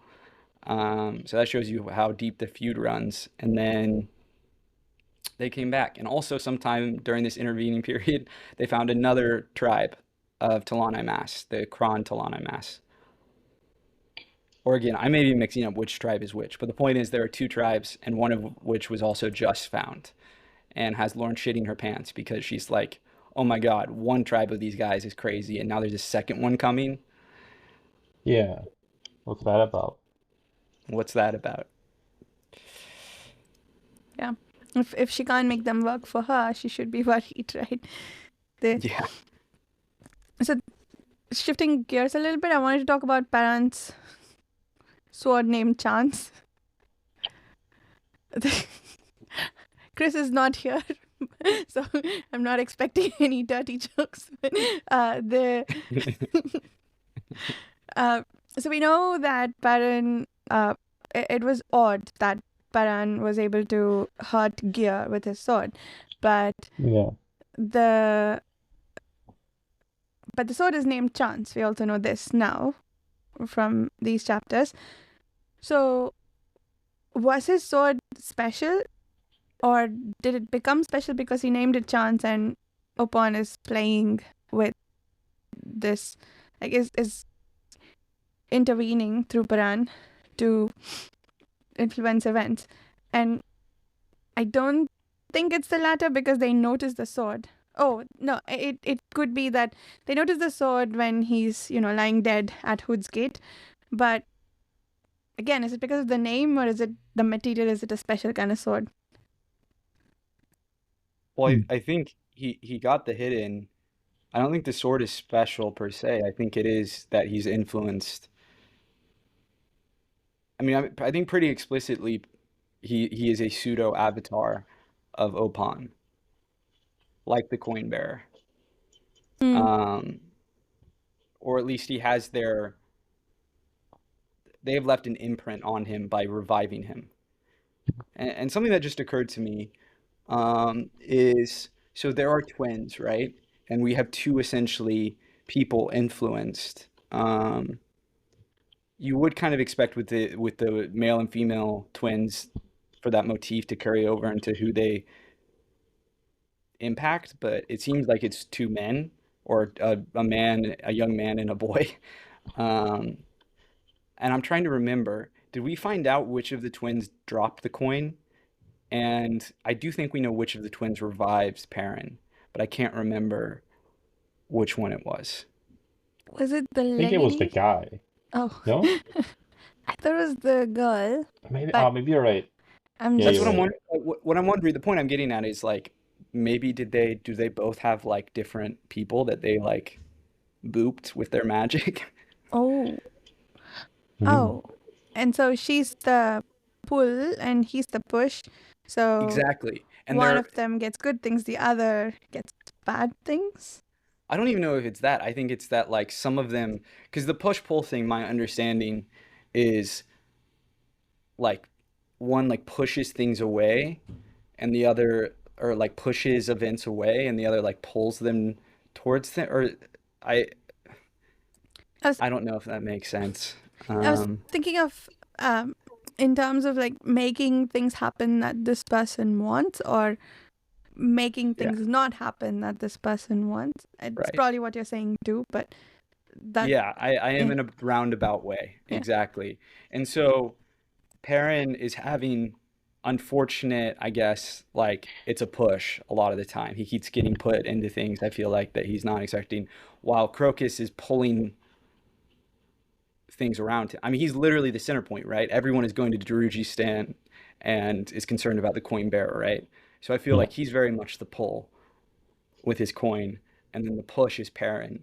Mm. Um, So must be the but guy who that doesn't saved also him then. map on as much. I feel like, Yeah. and he doesn't have like a. I mean, I guess his sword, it could be his totem, and his name Chance. Hmm. Um, Yeah, it is what he used to save Tatasale from Gear. yeah. It's not Odotarl though. It is Yeah, I guess kind no. of what I was trying to get at earlier is it's not like, and as far as we know, I mean, it may be ensorcelled at this point, but he bought it way before Opon interfered with his life. And He is said, it also, was the sure, sword yeah. part of the decision-making factor for Opon to decide to save his life? Because, there's a bit of circularity there. That honestly feels like it would be appropriate. Hmm. Like if I was the god of luck and I found some guy whose sword was named Chance, and I'd be like, "Oh, that's kind of funny. Yeah, I'll play with him." You know, Yeah, like it's like that feels right. Like that's what are the odds? yeah, that does Yeah, make it's a sense reward for good luck. for naming things. Chance. Yeah. He's inadvertently worshipping the gods of luck. Why? I'm trying to remember the other topic I had with regards to Paran. Oh, also, when they saved him, they said that this is an exchange, not that he knows of it, that this is an exchange for the life of someone you love. So the question I have to maybe people who haven't read far enough, if you can guess, is like the loss of Tatasale. Do you think that fulfills that agreement, or do you think something else is going on there? I think Would something it? else is going on there. No. Plus, he seems to have forgotten about that very quickly. Was he even aware though? I think. Oh yeah, he No, heard. he We was. heard all of that through Paran's. Yeah. Yeah, POV. when Yeah. he was in hell, he was like, "Oh shit, no, please don't do it. Just let me die." And then he kind of forgot about it as soon as he went back. Yeah. He Yeah. doesn't remember his experience there. He doesn't remember anything. Okay. No. No. He remembers images. He remembers like the gate of death. And like Oh, I he see. in these pages he talks about how he has like these images, like these flashes he can remember, but most of it it's just blank. Okay, I see. Okay. So Paran and Tatasale. I feel like the whole purpose of that exchange was to make Tatasale not take her deck of dragons with her. Which exchange? Like when, I mean, their attraction for each other, I don't know what's triggering that. I don't What know are if they that's exchanging? What words. would they exchange? Okay, I see. The exchange of words you're talking about. I They see. do Okay, exchange a but lot of words. That's okay. true. Um, the what? Yeah, I don't know if their attraction for each other is influenced by Opon, but Interesting word. Attraction. or if it's just the thing in the end when Paran's like, oh, do you have some time? Then let's have sex. It I mean, yep. Not a fan of that storyline. Just does not work for me. Happens it too could just be fast. some They don't have casual. chemistry. Right, I could get on board with that, but they get like really attached to each other Yeah. really Okay. quickly. They're also like, I don't know. It just doesn't feel like the attraction doesn't feel right. Like I just didn't buy it. You know? So that's what I was wondering about this time around. If we are meant to not buy it because it is all influenced by Opon, is that something we can guess at? Or if it is real though, like, yeah, I don't know, they're just both in weird places. I didn't mind it quite so much. It's fine. Like they're not declaring undying love for each other or anything. They just seem to be very physically attracted to each other for whatever reason. Yeah, it just came a bit from nowhere, I guess, with only. Okay. Oh, Yeah. So What else happens? We already talked about the dinner with Lorne and the others. Anything else to add there? Yeah, the politics of the Malazan Empire. It's I feel like a lot of that scene is kind of recapping the shit we've seen happen, but just with some subtext of like the history and then dealing with, you know, Lorne's history with Tattersail. Mm.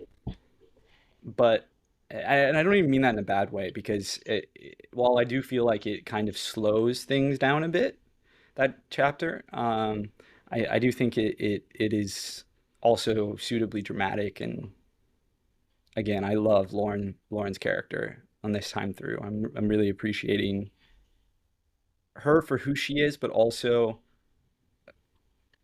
for parallels I cannot discuss in Yeah. further detail. I mean, why didn't you like her first time? Oh, she seems an interesting character. I just felt like I was like, oh, okay, like stoic, tough boss lady. Like, Mm. I don't know. I think I kind of brushed over her history with Tattersail, and I didn't. I think I just didn't give her a fair shake. I was struggling, so I was kind of with Steve's thing where like we were bouncing around characters so much, and so I was having a hard time getting like really invested Mm. in a lot of them, and so I was kind of and I was struggling to follow what was going on, and so she just was lost in the mix for me. And this time very much not lost in the mix and is a highlight. That's good. Yeah. Yeah. I'm trying to remember how I felt about Lorne the first time around. I think she stood out to me. What was very interesting for me, it's kind of a small thing, is that nobody made a big deal out of the fact that she's basically the head of the army, right? And she's female.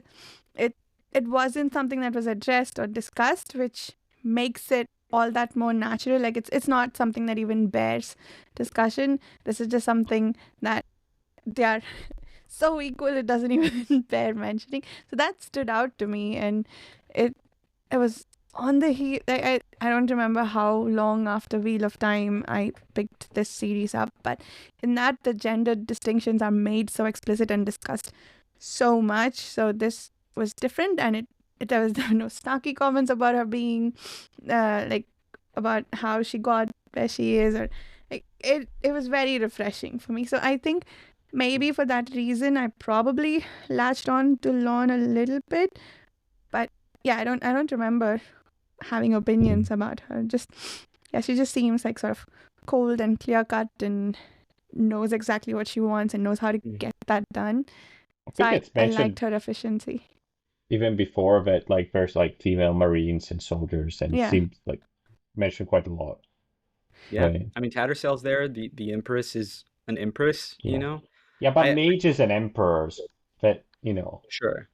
I mean, I it's a bit guess different. it's not as unusual as right female soldiers and female Mhm. generals, right? Yeah. So that's fair. It is refreshing. Mhm.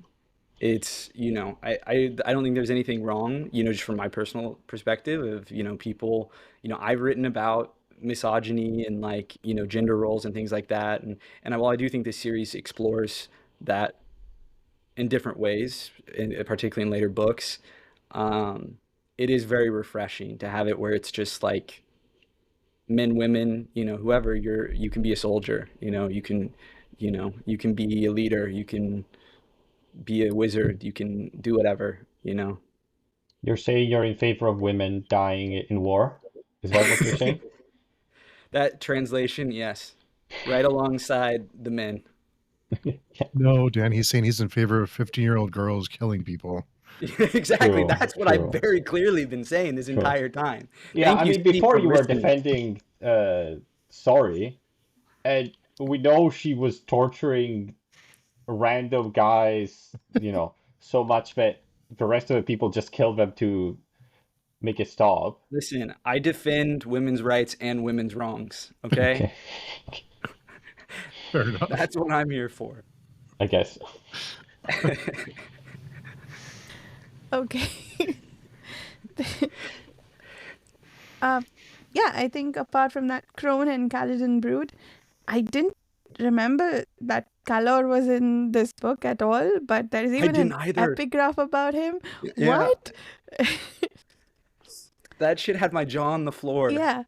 I thought he just like sort of showed up in the later books, but he's been what? Yeah. Wait, which guy? Calor. Yeah. Who the fuck is Calor? Exactly. He's like barely in this book, but he is in this book. Okay. It's crazy. There's chapter 10's epigraph is about him, sort of. Oh, okay. And I mean, it's not just the epigraph. I thought he's only in the epigraph and that's it. But no, he's in Kaladin Brood's tent. And yeah, I didn't Telling him to kill Animander Ray. remember that at all. But this, Yeah, why is that guy telling him to kill Animander Ray? Aren't they friends? They're certainly allies. they were friends at the time of writing of the Anomandaris, which who knows how long ago that was. That's true. Yeah. Okay. Maybe things have happened since. Maybe there was a girl don't they know. both liked. Okay, I'll shut up. What's Calor's deal? We don't know. Yeah, we don't know. I mean, do we even care at this point? I don't. No. He's At this just point, another no. name on the page for me. Like that is. That's why we forgot, right? Like Yeah. he is just another character added. Yeah. Kaladin Brood is another one though who I definitely has left a bigger impact on me this time around. That I'm more familiar with the characters, so I can take in their scenes more.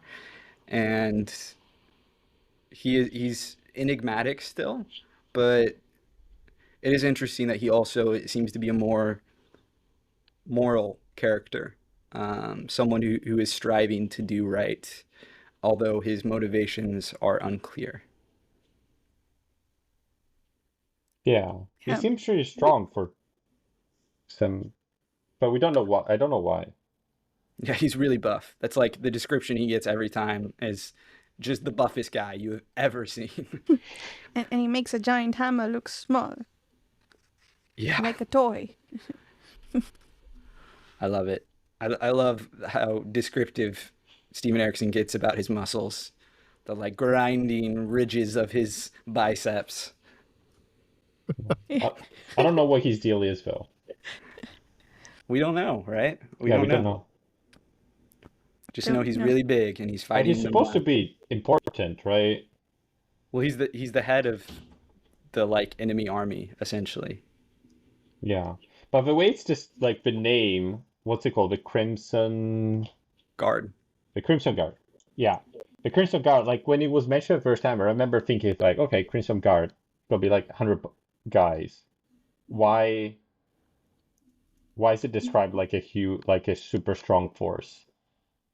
You know what I mean? Like Guard is not a name that associated with an army.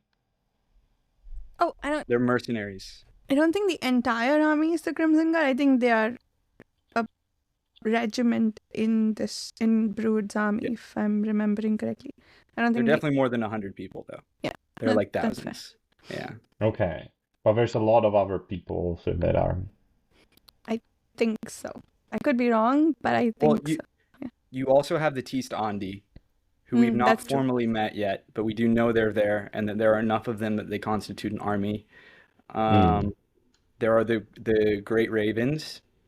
There are theoretically whatever city they're defending has a garrison. I'm True. trying to think if there's anyone else. I think that's it. But the moving army is as far as we know, Moonspawn, the Tist Andi there, and the Great Ravens, and then the Crimson Guard. And Kaladin Brood is like the head general, is my understanding of the chain of command. I see. Yeah. And Rake is like the whiskey jack for the Tist Andi, and kind of the Great Ravens too. But we don't know what they're trying to do, really. Other than fight the Malazans, no. But Malazans are the good guys, right? Exactly. Are they? Which is what Rake is also doing, which is what He's the Dark Lord, dude. I don't know if you read that, but he's the bad guy. Yeah, He's that's what I thought. misunderstood. He's literally like midnight black skinned, associated with the night, associated with darkness. I don't know what to tell you. He's What clearly the bad guy. what about the white hair though? Surely that must mean he has some good in it. There's a gray area there. Some Come on. yin to his yang. No, there's no gray. Come on. It's only white and black with him. But sorry is okay. Sorry, Sorry's it's okay. Okay. Well, Carl's declaring some allegiances here today. Yeah, I hope you don't apply that logic to real life. I don't know what you're talking about. I'm talking about an immortal race of dark-skinned beings Yeah. who fly on a moon. They actually pretty cool, exist, though. right? It's so cool. Yeah. They're pretty the cool. coolest. Anna Rake is awesome. Hysterical that Steven Erikson supposedly didn't realize how popular he was going to be. Everyone loves an edgy bad boy, immortal with a cool Cool. sword. Yeah. Okay, so I guess we get to the part that Dan wanted to talk about with the stuff on the plane. Once Statusay leaves to warn Whiskey Jack, once she realizes that Lon may actually be wanting to kill the bridge burners, and Paran is just being naive about the whole thing. She leaves to go warn Whiskey Jack, and on her way meets Belladon and possibly Mhm. her death, maybe.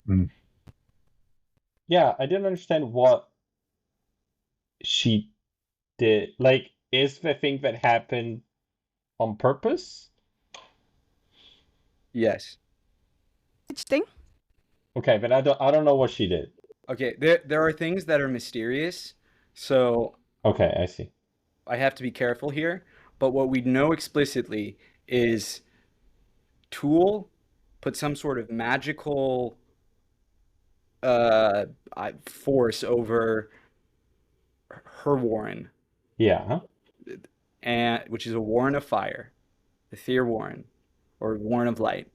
It's a Warren that makes things hot, and Belladon tells her that. Belladon's like, "You're gonna come back with me to Tayshrin, or I'm gonna kill you."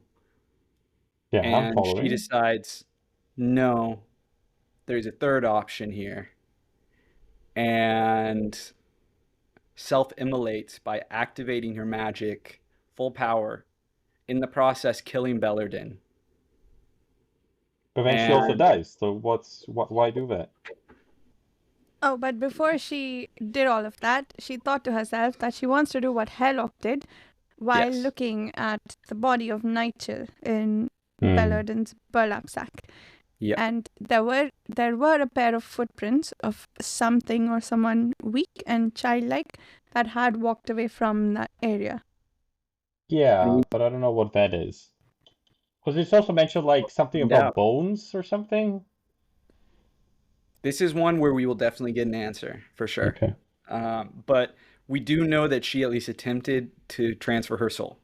Talk also says that someone did it. I mean, it's all kind of discussed roundabout, but she Oh, also, did I you? think, Okay. literally thinks, as Varsha said, I'm going to do what Herlock did with the marionette, which is why she feels comfortable self-immolating. But I thought she didn't know how Hairlock did that thing. I thought. Because she Yes. thought it was lost magic or whatever. And it is lost. Okay. That is one part where I will admit I'm confused too, and that is mysterious, and I don't totally understand what's going on there. Okay. So I'm curious to figure out if I can figure that out. I'm with you on that one. Yeah, I think that was one bit that I didn't fully understand.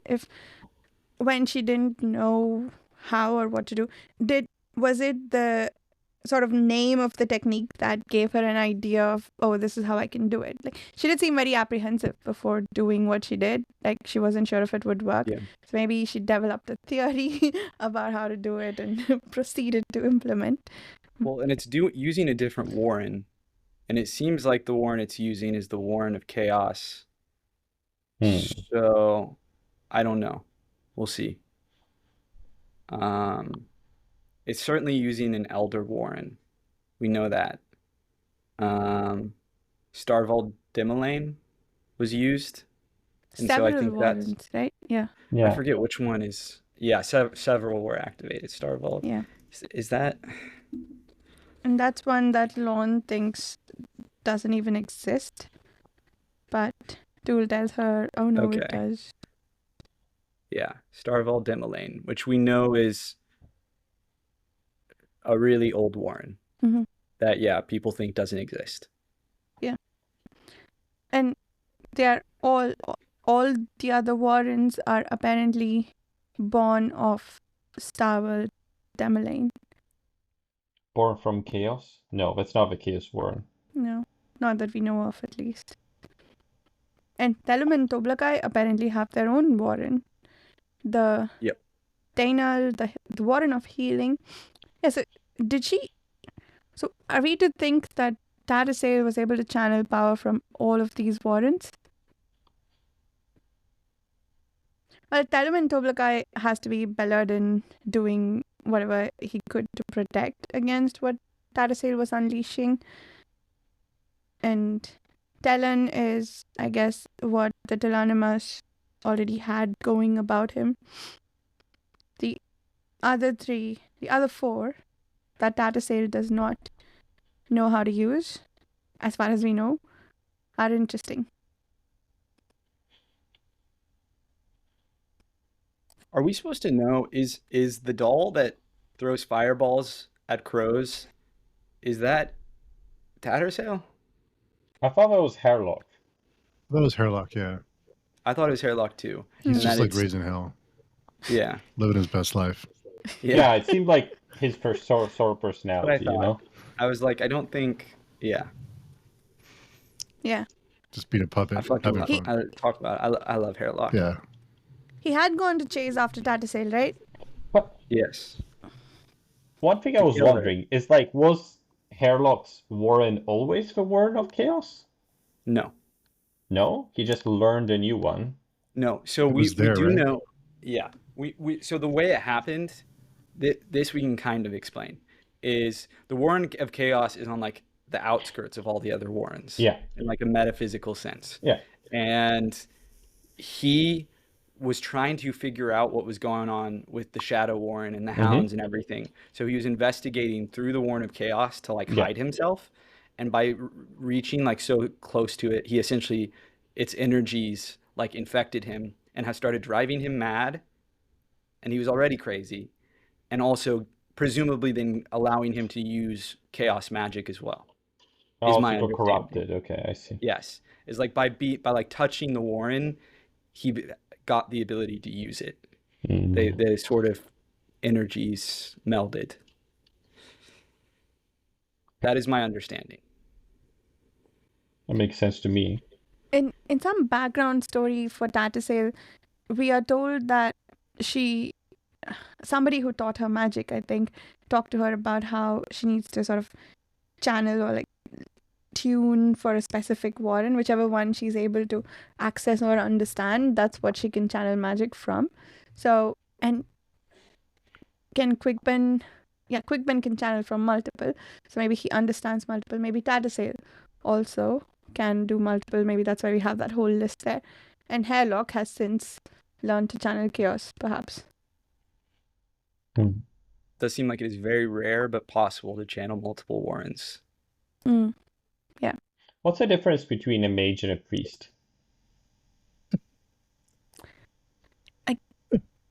What priests have we met so far? Religion. Religion. Nice. Well, we've seen mention of temples and priests, right? Yeah. I mean, I'm that was a sort of quippy response, but I think it's literally true that like they're organized into a religion versus being a secular force. But how can you be a secular force if God is real? Because And you're not using his power. It you're not doing it in the God's name though. Well, but You're not don't doing you it to have serve to if the it's his Warren? Or her Warren? No. You can just take their power. But Okay. are all Warrens also guarded by gods? Maybe there are some That's true. that don't have That's what I gods. Godless Warrens. We don't know. Are there godless Warrens? But I would think if you're, for example, if you're a god of fire and someone is using your Warren to make fire, that's in one way, a sort of worship, at least in my opinion. You're propagating the ideals of your god, the aspect of that god. Is it worship or is it desecration? Like you're taking something without permission? I don't know. You'd have to ask the god. Yeah, their opinion matters. Yeah, it's their war and their choice. No, not really in this case. But That's the point. Yes, it's actually not their choice. yeah, it should be. You would think, but what right do they have? Yeah. They weren't Theirs. elected. Well, They got the right from some lady in a lake with a magic sword? No. Ridiculous. Not going to stand for A that. parliamentary body electing them to the seat of godhood. yeah, I guess we don't know how they got to become gods. Yeah, don't. Any other topics that we didn't discuss that seemed important? I thought of like 5 things afterwards last week, but we had already talked for 2 hours. I remembered it several days after. I'm sure things will come up. Then we can probably talk about in other discussions or on the forum. But anything Yeah, else? add it to the threads in the forum. Yeah. It'd be nice to go, because I always think about stuff after too, so we can kind of keep the conversation going. Crone is the best. That's my last Yes, thought. I love Crone. Edie did Pretty it. fun. Yes. Yeah. She's so funny. It's Vote funny. for Crone. It's so funny. Yeah, she's hilarious. I like I was curious about the praise that Kaladin Brood gave her in the end, that you've done well, little one, or something like that. I don't... Just giving him information, or did she do something for him? I was curious about that. But, She found the coin bearer. oh, that's Yeah. true. That's true. She did. I thought Okay. she was sort of spying for him in a sense. Yeah, Yeah, that they too. are kind of spies. Scouts. Yeah. Yeah. Okay. So we got everybody's topics, right? Steve, I know you said you had a bunch of different things that were maybe vague or difficult to follow. Did you get Yeah, I all think of we covered those most of it. addressed? Yeah. Yeah, okay. Cool. And Dan, we talked about your thing. Carl, we did. Mhm. Mine was the opening topic. So we got that covered. For next week, we're going to be talking about just book 3, I think. Or book 4, sorry. Assassins. We'll be reading all of Assassins for next week's, well, not next week's discussion. Oh, next week we will be reading book 4. We are taking 2 weeks off after that before we continue on with the rest of the book. For over Christmas and New Year's, those weeks will be off. So there may be a gap in the episodes that we post, but we will continue immediately after with wherever we leave off at the end of next week, which is the end of book 4. Thank you so much for listening. Thank you so much for commenting and engaging with the episodes on the YouTubes and on the podcast. We'll see you next week. And thanks, I couldn't help Steve. it. I couldn't help it. You know, Riverside. I realized edits out your yeah. sounds. Yeah. Oh, it does? So yeah. I Oh, don't. those bastards. I You're think telling me they won't hear the sound effect? Well, I No. think what Steve does, Steve's podcast, they will, but on Riverside, which is what I use to quote unquote Oh, edit 'cause you- my oh, I episodes. Yeah. Tyranny. Tyranny. See how you It's are? noise, apparently. Anyway, Mutiny with the adjunct. Jeez. There's also a soundboard on Riverside too, but that's another thing. cool. Yeah. We'll see everybody next week with Book 4 Assassins. Thank you so much for listening and see you next time.